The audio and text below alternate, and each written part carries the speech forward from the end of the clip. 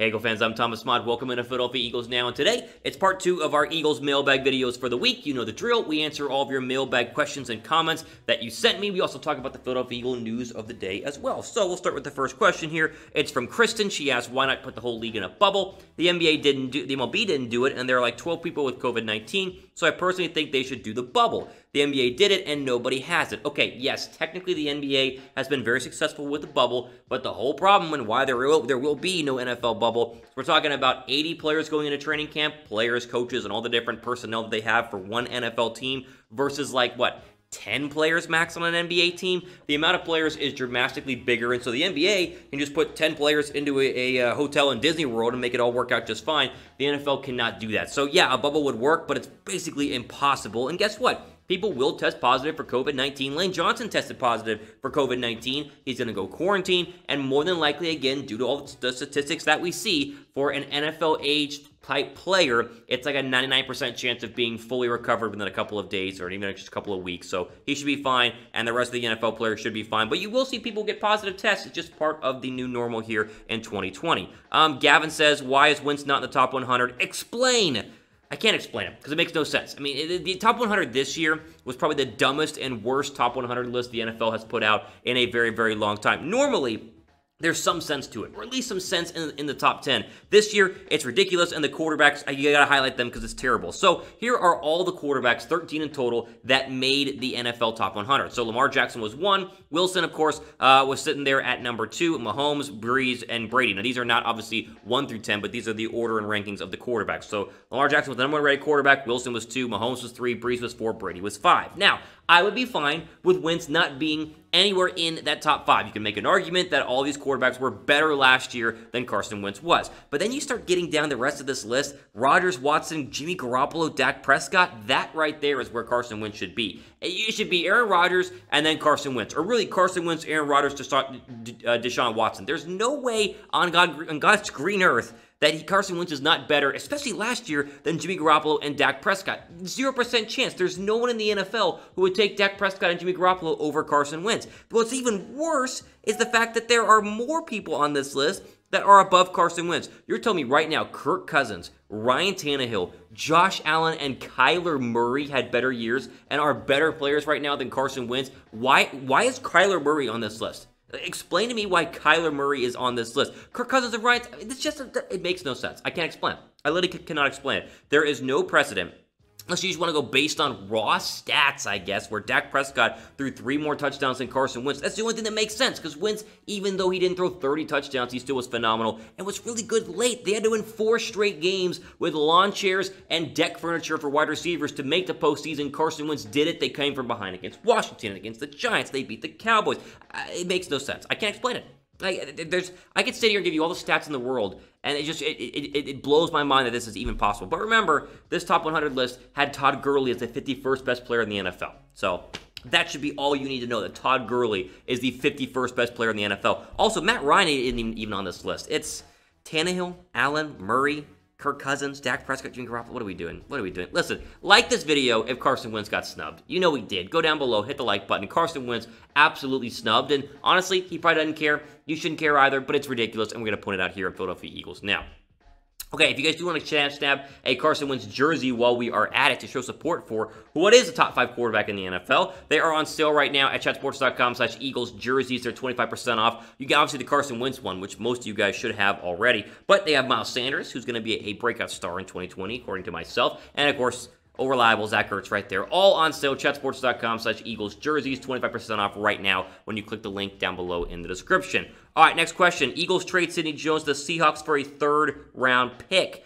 Well, the problem is the Seahawks don't have a 3rd-round draft pick because they used that in that massive giveaway to get Jamal Adams. So I guess you could say a 4th-round draft pick if you want to do a little mock trade here. Sure, it works. But again, it'd have to be a 4th-round draft pick because the Seahawks only have a 2nd, a 4th, a 5th, and 2 7ths in 2020. A lot of people keep saying this whole Sidney Jones to the Seahawks trade thing. It was a projected trade that we had talked about months ago. It's not going to happen. Seattle's very happy with their secondary, especially after getting Jamal Adams. And Jones is one of those guys who will be competing in the Eagles secondary for a starting spot. Now, will he get a starting spot? Will he be the number 2 cornerback? No, I don't think so. But a lot of people do. And so you can listen to me, listen to other people. I think he will still have an impact and play. I just think Avonte Maddox wins the cornerback number 2 job. But I wouldn't try to go ahead and just ship him away, because even though I think Avonte Maddox is going to win the number 2 job, doesn't mean that he will. So we have to break this down in terms of, is a 4th-round draft pick worth it for Sidney Jones? I don't think so. Seattle probably not trying to give up any more of their draft picks because they've traded all of them away for the future. So I don't see this happening, but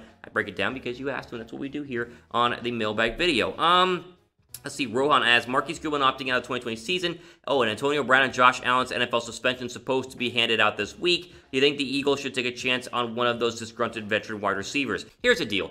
Everyone wants to go out and sign the disgruntled receivers, right? And I have 4 disgruntled receivers that everybody wants any team that needs a wide receiver to sign. It's Antonio Brown, Josh Gordon, Des Bryant, and Martavis Bryant as well. Those are the 4 guys. The problem is 3 of those 4 guys, upon being signed by a team, will immediately have an NFL investigation planted right on them, and more than likely, they will not be reinstated. I mean, Josh Gordon has to stay off the weed for more than like a week and get reinstated. That's not going to happen. Antonio Brown obviously has 3 pending, investigations. Three investigations that he has to pass to even be able to play. So, no, I understand the idea of Antonio Brown or the idea of Josh Gordon sounds fantastic, but it's not an actual reality. So instead of the guys that I say don't sign, and trust me, there is a 0% chance Philadelphia signs any one of those 4, you get ones that would actually make sense. We did a whole video on this just the other day. Demaryius Thomas makes a ton of sense. Is he worse than Brown and Gordon? Yeah, of course he's worse. But he didn't have any sort of baggage, and you could sign him, and he could be at training camp tomorrow and actually play, unlike Antonio Brown and Josh Gordon. Gabriel, Tavon Austin, even Paul Richardson make a lot of sense. Are they going to be as good as Antonio Brown? No. But you can't go sign Antonio Brown because he won't be playing. So that's what you get. I honestly think they're just going to search from within and just, hopefully John Hightower or Greg Ward or J.J. Whiteside plays well. But I had to break this down because we had a ton of questions asking, oh, what about Antonio Brown?